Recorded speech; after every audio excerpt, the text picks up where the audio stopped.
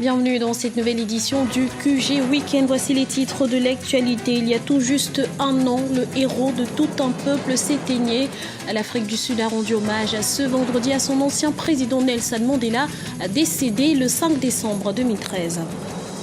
En Côte d'Ivoire, le chômage serait plus prononcé en milieu urbain que rural selon l'Agence de gestion de l'emploi. Un constat qui rend les communes rurales plus attractives pour les jeunes chercheurs d'emploi. Et puis, 21e conférence annuelle du comité de biosciences du Cameroun. Les membres de cette entité se penchent depuis jeudi sur la question des OGM. Mais avant de développer ces titres, la Cour pénale internationale signe l'épilogue de l'affaire Kenyatta. Faute de preuves, la procureure Fatou Bensouda a annoncé ce vendredi le retrait des charges de crimes contre l'humanité qui pesaient contre le président kényan Uhuru Kenyatta. Une décision saluée par le régime et de nombreux chefs de gouvernement africains. Du côté des victimes, en revanche, c'est la déception. On écoute l'analyse de Madjib Bouden, ancien avocat au barreau de Paris. Elle est dans le droit fil du fonctionnement régulier du tribunal pénal international et son respect du procès juste et équitable. Donc le procureur a allégué qu'il avait des charges contre M. Kenyatta et le tribunal lui a demandé d'apporter les preuves ou de compléter ces preuves. Et puis, il lui a imparti un délai. La question du délai est très importante parce que ça prouve que le tribunal ne peut pas laisser le procureur faire ce qu'il veut et puis utiliser le temps imparti pour trouver des preuves. C'est-à-dire que le déclenchement de la poursuite doit se faire avec des preuves déjà trouvées. Et cette décision du tribunal pénal international, à mon avis, est salutaire. Ça démontre que la Cour pénale internationale respecte ces principes-là et donc cette institution a prouvé qu'elle fonctionne à charge et à décharge et qu'elle fonctionne dans le respect de l'accusation, mais qu'elle aussi fonctionne dans le respect des droits de la défense. Au Gabon, l'opposition appelle à une alternance politique pacifique. Si les élections ne sont prévues qu'en 2016, les forces démocratiques battent d'ores et déjà le pavé en vue d'une préparation apaisée du scrutin. Marina Vanier. Il faut une alternance politique avant les élections présidentielles de 2016. C'est du moins ce qu'a souhaité Michel Angoundou, membre du mouvement souverainiste du Gabon. Pour l'opposition politique en conclave depuis jeudi à Paris, l'heure est au changement. L'objectif étant d'asseoir de manière définitive une transition au Gabon par la voie démocratique. L'objectif principal, c'est de se débarrasser d'un régime qui est arrivé à la suite d'un coup d'État électoral. C'est de mettre en place des mécanismes pour éviter au Gabon les affres de troubles comme on a connu ailleurs. On veut faire l'économie de certains troubles et c'est pour cela que nous appelons nos compatriotes à s'organiser pour mettre un terme à ce régime, pour mettre un terme à tout le massacre auquel on assiste depuis 2009 et même bien avant. C'est le même système, c'est le système PDG qui est en place depuis 47 ans et les Gabonais n'en peuvent plus. Si l'opposition prévoit la mise en œuvre d'une feuille de route à l'issue du Congrès, elle espère instaurer l'alternance pacifique au Gabon. Nous ne sommes pas du tout dans une logique électorale parce qu'on sait très bien qu'au Gabon, les élections sont une mascarade. Au Gabon, il ne suffit pas de gagner une élection pour prendre le pouvoir et on en a eu la preuve encore en 2009. Nous voulons absolument faire partir Ali Bongo avant 2016 pour que dans un cadre institutionnel plus régulier, des élections puissent se tenir. Le Congrès se poursuit jusqu'au 7 décembre. Selon les organisateurs, plusieurs forces démocratiques et panafricaines sont réunies pour contribuer à la mise en œuvre de la charte. Un premier anniversaire dans la communion. L'Afrique du Sud a rendu hommage ce vendredi à Nelson Mandela, premier président noir et héros de la lutte anti-apartheid, décédé le 5 décembre 2013, une journée placée sous le signe du recueillement. Marina Vanier. Un an jour pour jour après la disparition de Nelson Mandela, l'heure est au recueillement. Le 5 décembre 2013, Madiba nous quittait à 95 ans, laissant tout un continent dans l'émoi. Il avait consacré sa vie à la lutte contre le régime de l'apartheid en Afrique du Sud. Le 10 mai 1994, il devenait le premier président élu démocratiquement de la République sud-africaine. Le pays lui rend hommage à travers plusieurs manifestations et rassemblements. En Afrique du Sud, oui, il y a des commémoration. D'ailleurs, je crois qu'on avait demandé à ce qu'on fasse 5 minutes de bruit pour cette commémoration.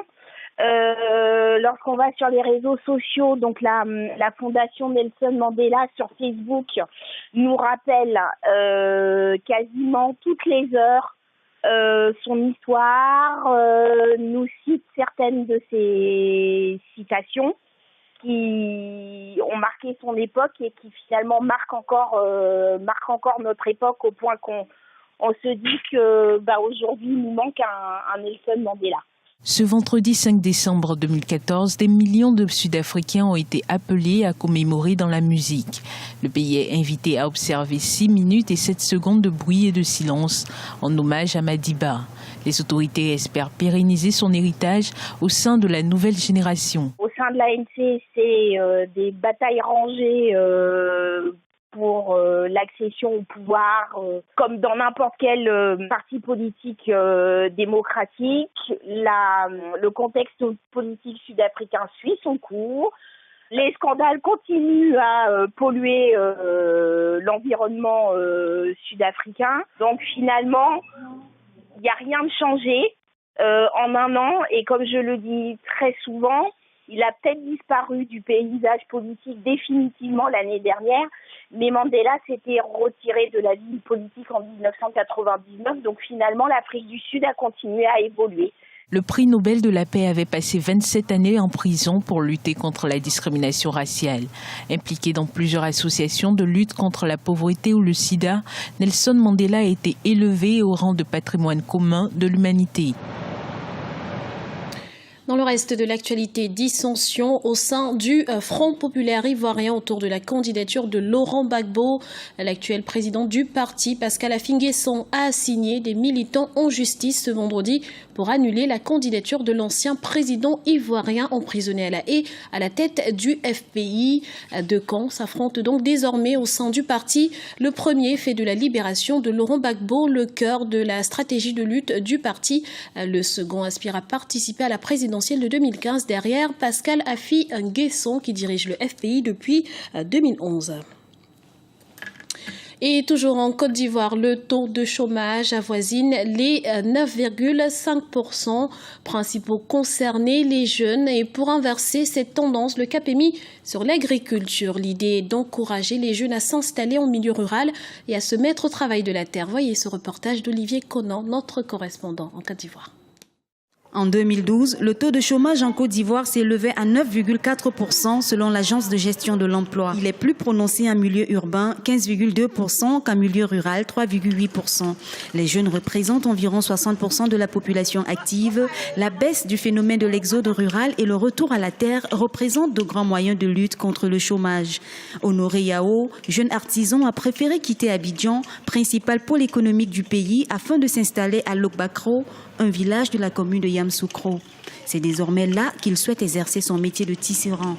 Il invite les jeunes à suivre son exemple. Ce qu'il a donné, il ne faut pas rester dans la vie comme ça. Il ne faut pas rester, il n'a qu'à chercher quelque chose pour faire. Parce que s'il reste quoi, c'est pas bon.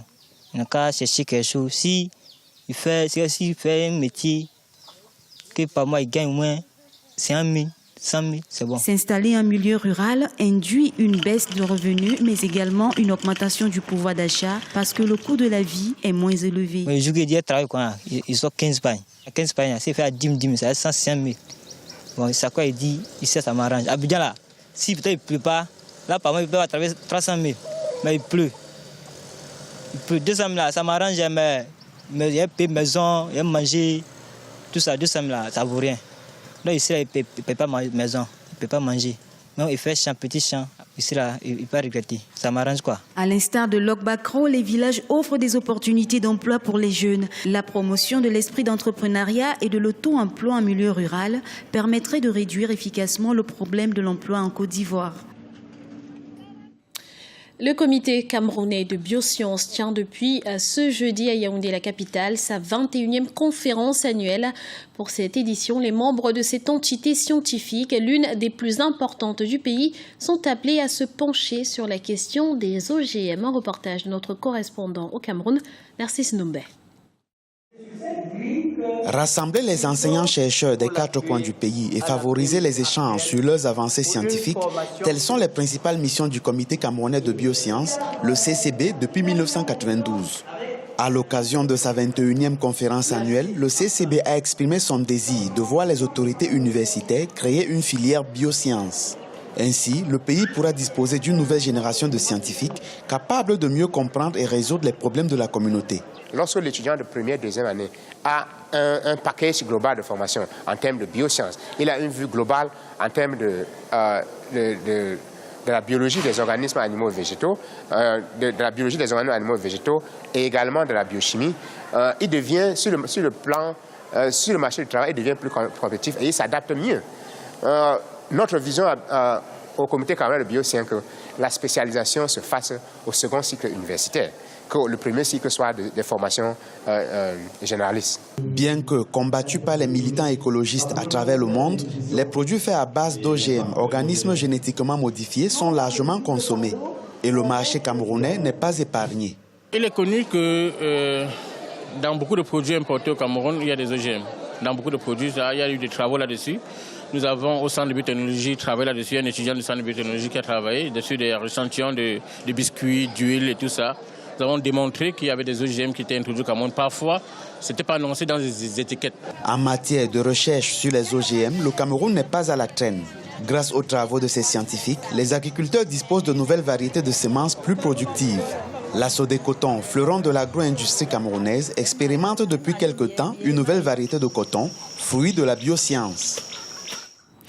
C'était le journal de la rédaction. Nous vous remercions pour votre fidélité. Retrouvez dans un instant une nouvelle édition du QG Weekend sur Africa 24.